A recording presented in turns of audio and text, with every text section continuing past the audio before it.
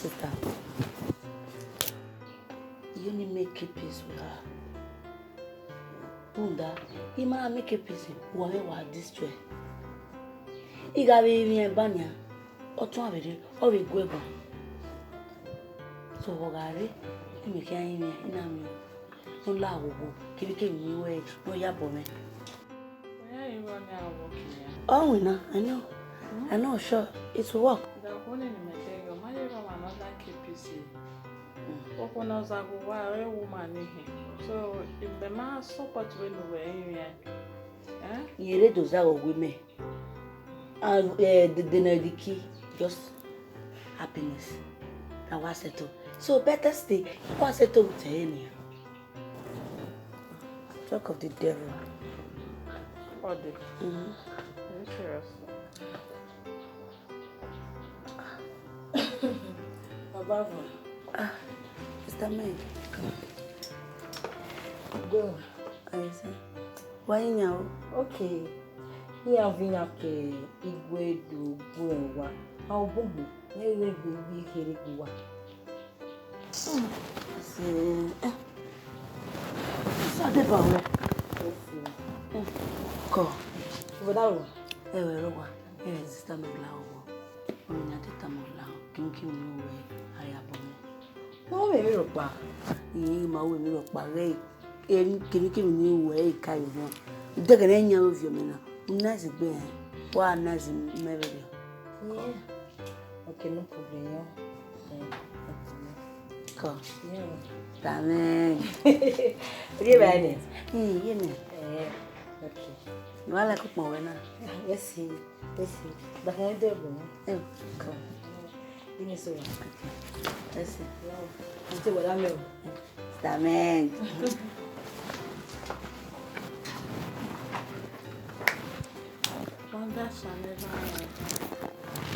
Anyway, we're going there.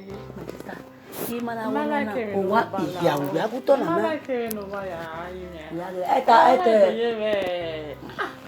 Oh, I have opportunity. Opportunity. Otueta wega ibawa kunapa. We are going to mini go ebona or all in the road. We are going. You are vingare ni. Do any what we are to anyway. You may wear bonnet. Mama.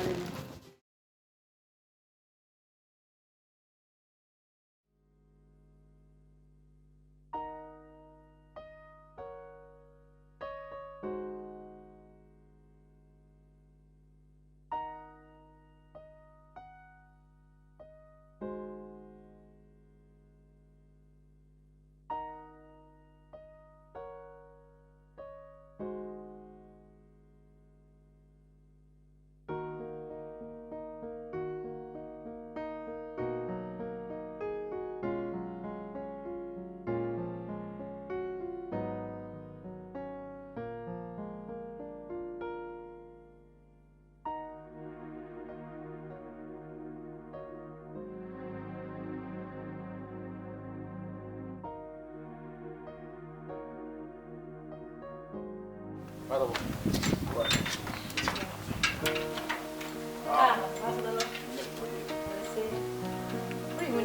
Yes, I think I drop off somewhere else.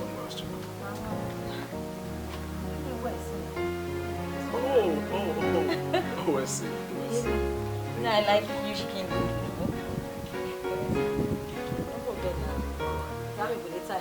Echo.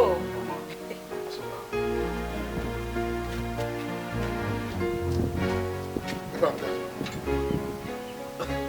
Money, it's okay. It's okay.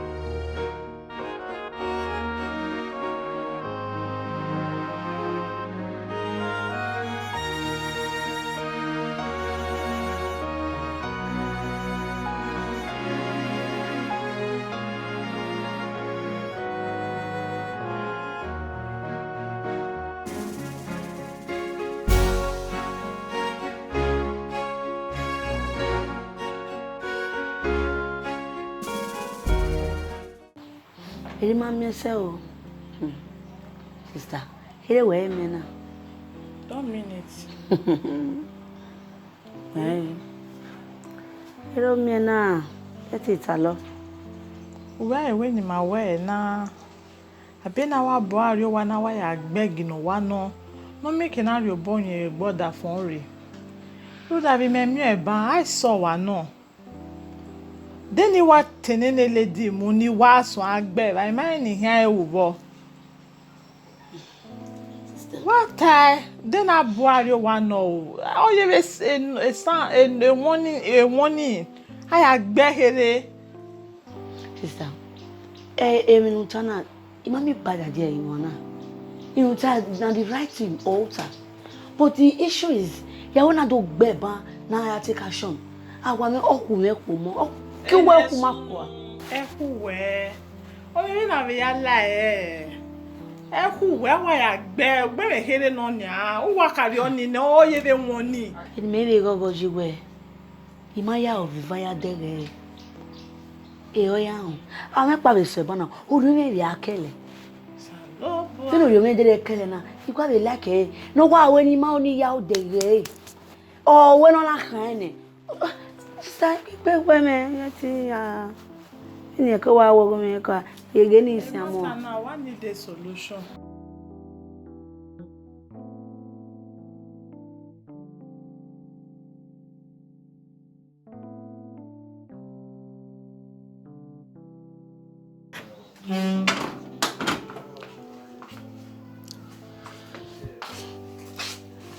Oni.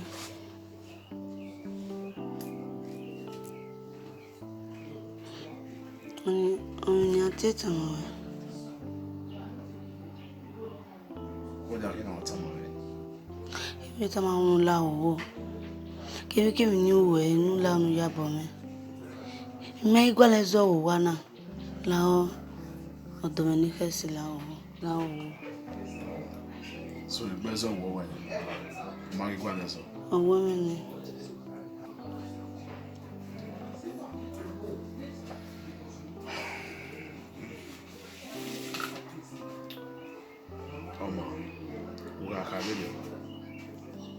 We met to be menageti me Guadezo. So compano so you are going oh yeah, the war raising voice we have been, which is very, very wrong. Oh yeah, I'm a few women. Am I be liking it as well?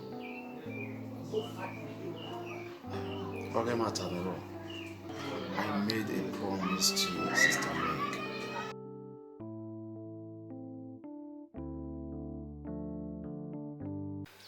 Asadele. Oh, Sister Meg. Egbe wo. No, but say boy, go yes, what be here? Say, why you na be na? Oh no. Today is my resting day. When you want to relax. Ah. Yeah, wa what around. Yeah, when you live I am go. Well, okay, matter no, I'm baby. It was that live I for ba, why? So when I be telling around, so okay, come up ba, why will you and come up above him? Well, so you know, maybe a doggy. You might have been a guy. Okay. So okay, what we dey eh? Okay. Me wine na me. Even the wine now very expensive wine. We more yo. Sister Meg, where you wine? They brought your whiskey. Okay. Who wine? Oh, I like your wine. Who wine ya? Where wine?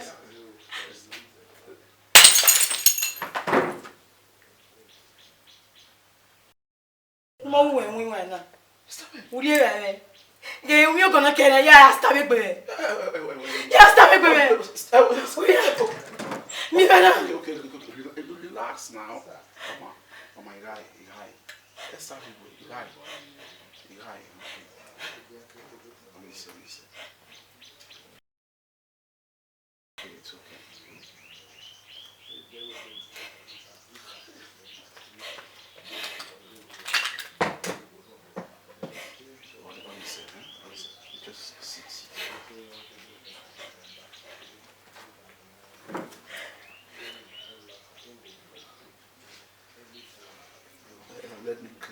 it's okay. Just. Hi, guy.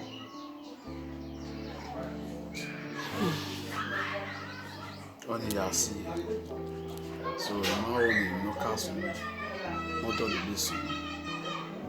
I say nothing nice to disturb me.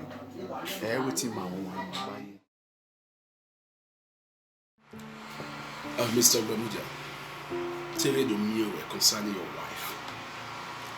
When the Miami flats now, my other company now, so we are friends, we are very, very close. And the way we are here, every year, or we are more warrior.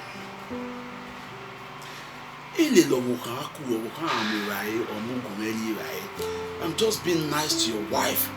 Would they in no castle die? Not be right. Oh, yeah, when you die, where you born in, then you cannot make her happy. But when you're getting on here, oh, hey, you know, where be like, you know, hey, be like, one day, oh, how many suspect where my mom will have my fail, which my way may not.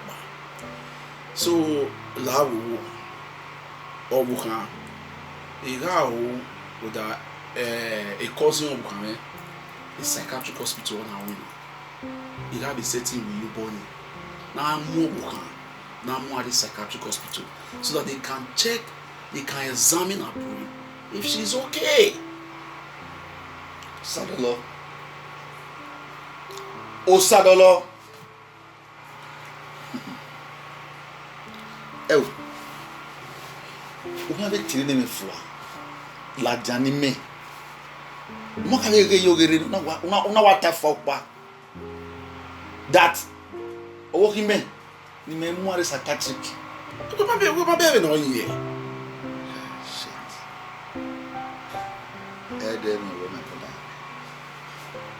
It's not your fault. Oh, when me more he me are psychiatric. Well, ni me when are if a company of pano. Dare. Do my in water. Eh? We be are flat we be are ya away. We be are. How can you say oh he me? Ni me more psychiatric. I'll go here where everyone quick back. Are you mad? Mr. Benda, are you insulting me? No. Let me tell you one thing. Ike rao wa bini wagu wagona. Ike wa rao me wa now. A flatty way, sure de vacancy.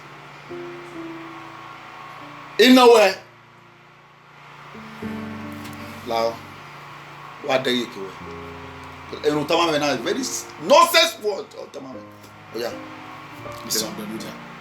Even you never don't come. Let me. Don't tempt him. Tempt me. The back bar with flat. Even you ba wanare. Cause even you ta mame. Emi unwe. Utamame now. You just come to my heart and tell me. Oh, okay, me. Ni mwere psychiatric. Oh, where me are? Well, that's what she needs. We're married 1 year. Mr. Man. Mr. Man. Oh, yeah, leave my flat. I said, leave my flat right now. Leave my flat right now. All right, fine. Don't hear Luguaro. What's your problem? And when you come away now, and then I said, why you really? You're checking. Get out, my friend. Idiot. Area get my car regretted to go no sense. Oh, come here, you know, you're married psychiatric. A boy, I'm here, Miss Psychiatric. Oh, how many people are war? Or row one, you're going. What's your problem? No sense. Well, cheers. Cheers. Cheers.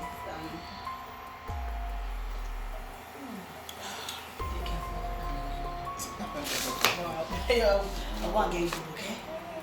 So you take like I said, alright? Oh, okay, cool. Alright. me at this house, okay? You even make us go.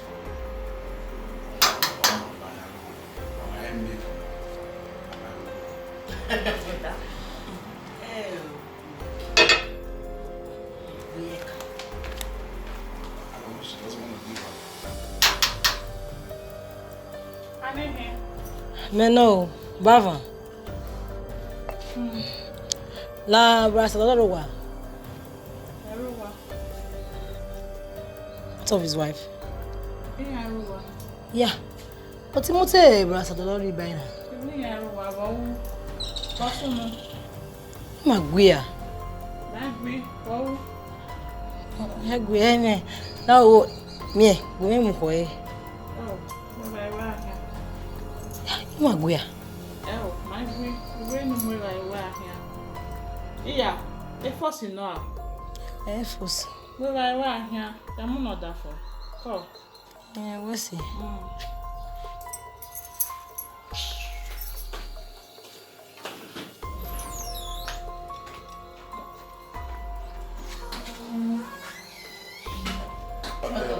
Wow, now, I'll tell him when I read. Eh? And I went for that narrow one.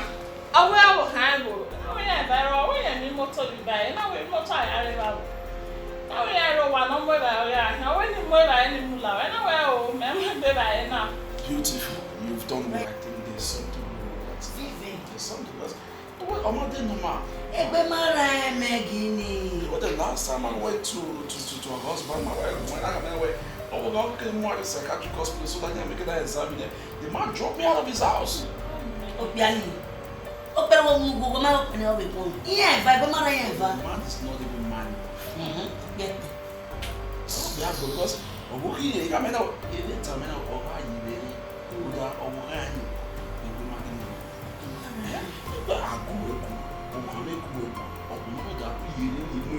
imagine now you got a friend or you right.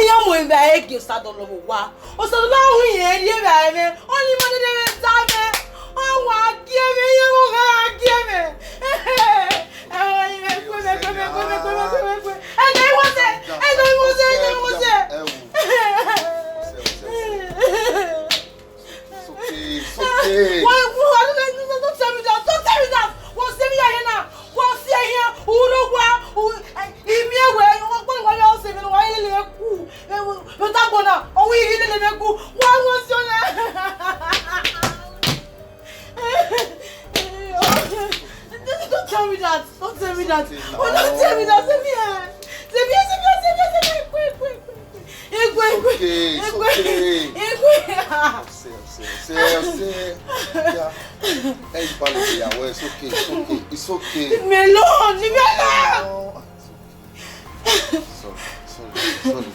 Sorry. Sit down.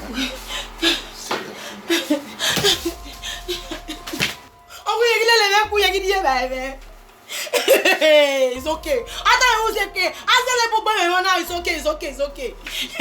Listen to me. Listen to me. Ose Nagbarowa say one. Away to where you are, me at Nimuari hospital. You understand? Me. Yes. So don't women me. When Nimuari hospital. Nimuari psychiatric hospital. Yes. Only me. So, our can where a bow can where a family no see I. You understand? So, only what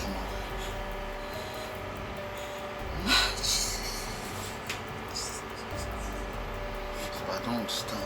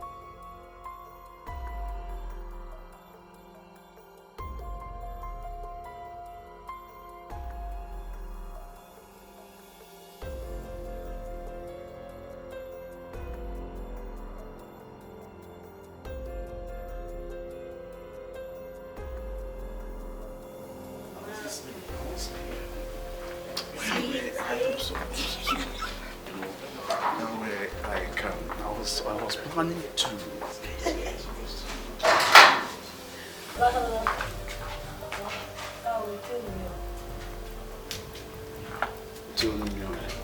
There's no problem. What's the name we are the favorite food we go? Who way? Eh? Sister Meg, I am wrong. But as you can see, I am busy with my beautiful wife. My precious wife. My lovely wife. Okay? Sister Meg, whatsoever name you call yourself, Larry, who is one? The favorite food ule. He? A very chicken ule. Where go? Where is Emea? Here, where more do? Where now? Where? Get now, cow, get out, kick. Carry bring me away. Would you wear on your neck? Butunyana, no more lad, what do I mean? It's okay. It's Polemudo. I be a white cripple no. When you put over, give me a woman. It's okay. Nonsense. Like I was saying, yeah. Anyway, I would love to take you to Dubai. I can't wait. So when I take you to Dubai, so we're gonna get some nice.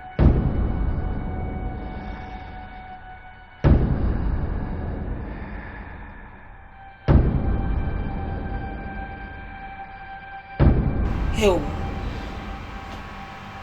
Dino Sadolo when you need any Mauna.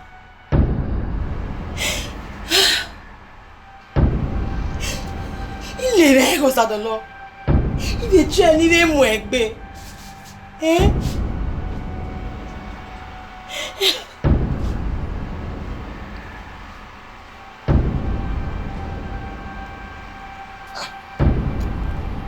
Est-ce que vous êtes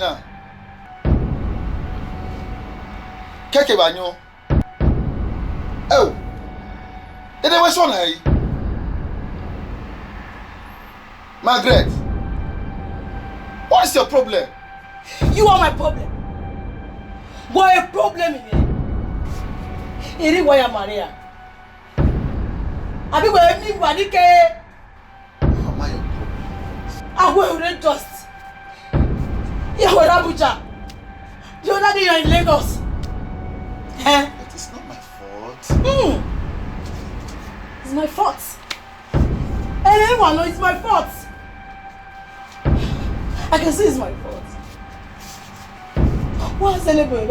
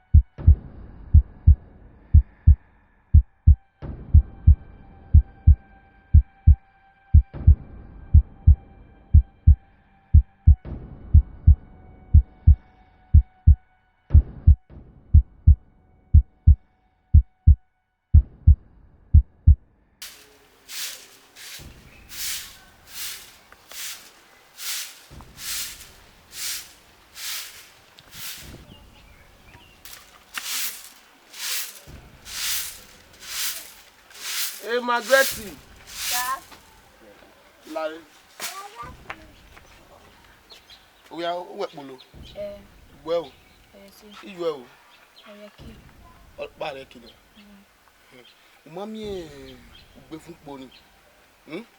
What wish you were, wish you were. Yeah, are you running? We go kidding the river.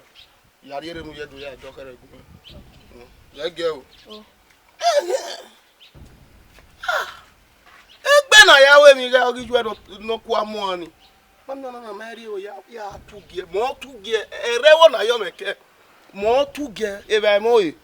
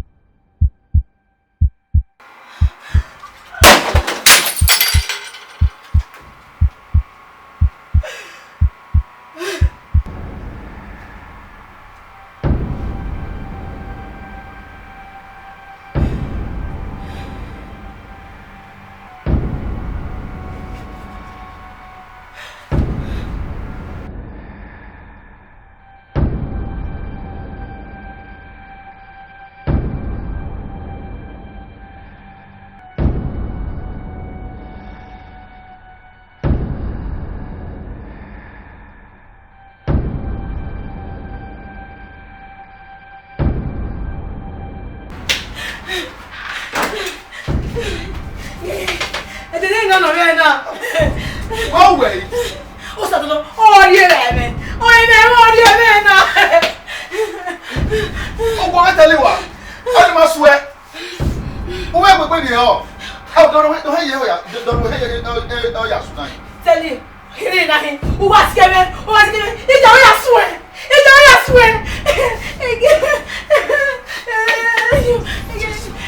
What's the matter?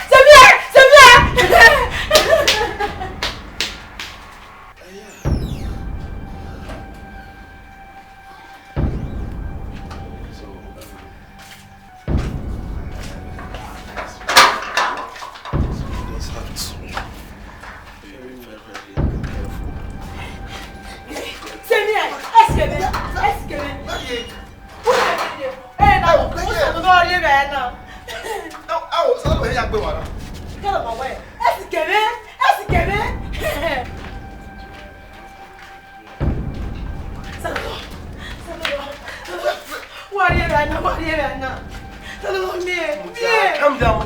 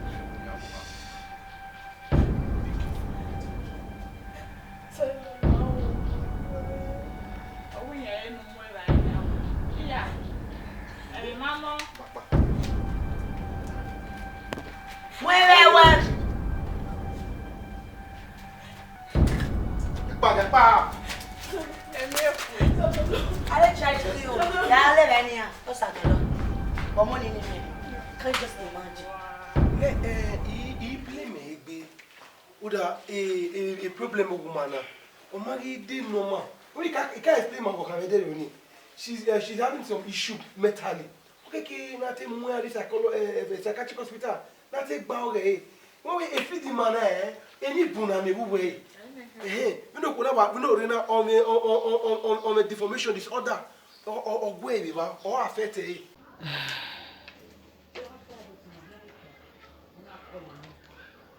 Èmi no ta fin yé mi o da mi. Anything.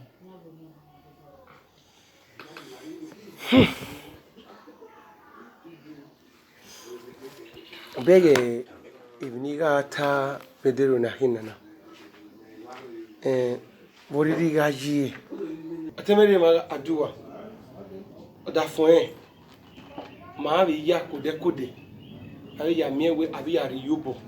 Na ya revive we na ni we gbe. Our medication way. Follow them up squarely. You have hearing from time to time to do check on way. Worry. Oma. Kojo, my brother. Sorry, Kojo, don't my brother. Doctor, Ose. There way. Me no be and thank you so very much. Ose. Baby.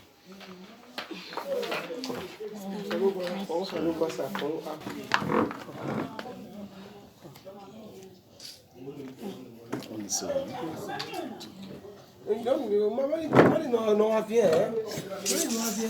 And if I overwear marry him, you try to be with travel or winning. No, we are mere with Yege. Now, when we have to travel, what did you travel? You know, travel in master or the army away, or the iPad reduce those stress no running.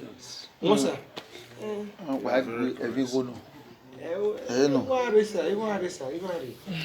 Sorry. I wish you.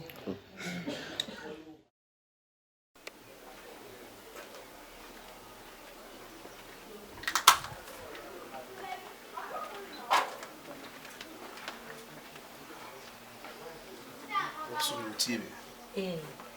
You tell my way, Yana.